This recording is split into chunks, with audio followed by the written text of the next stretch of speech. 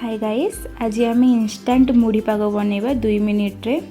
प्रथमे आमको जो जो सामान दरकार सब को रेडी करी रखीदे पाखरे।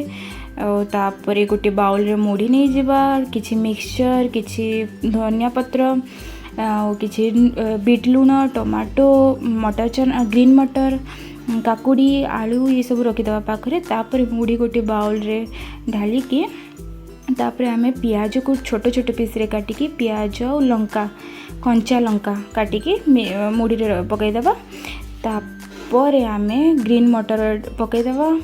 तापर आई टमाटो कटा हुआ टमाटो माने छोट छोट काटिकी टमाटो को ढाली देवा सेती। तापर काकुड़ी आपन स्वाद हिसाब से आमको जोटा भी भल लगे सेटा पकई पाइबे। तापरे आम कंचा बादाम मिक्सचर डाल देवा सेठी। मिक्सचर तो एसेंशियल एलिमेंट, मुढ़ी पागरे मिक्सचर बिना तो मजा ही आसबनी। तापर आलू आलू प्राय समस्त को पसंद, टिके आलू डाली देले टेस्ट भल आसी जाए आलू। तापर यही धनिया पत्र डाल के टिके आमे सोरिष तेल देकी लेंबू टिके चिपुड़ी देवा। लेंबू टिके चिपुड़ी देला पर आमे सेठी बीट लूण टिके पकईदेवा स्वाद पाई। तापर ताको भल भाव मिक्स कर देवार अच्छे। टिके टाइम मिक्स भल भाव मिक्स करदेले भल लगे, टेस्ट बढ़ी जाए। आराम माने सबको मिक्स करदेमा।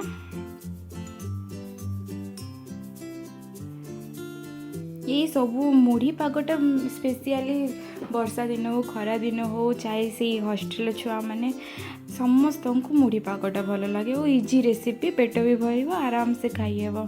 से मुढ़ी पाग मु बहुत प्रिफर करे इवनिंग स्नैक्स रे। एमती भल भाव मिक्स करदी आउ कौन रेडी तो हो मुढ़ी पाग। तापर आराम से घर समस्त को सर्व कर, आ निजे भी खाओ। Thank you. मुढ़ी पाग।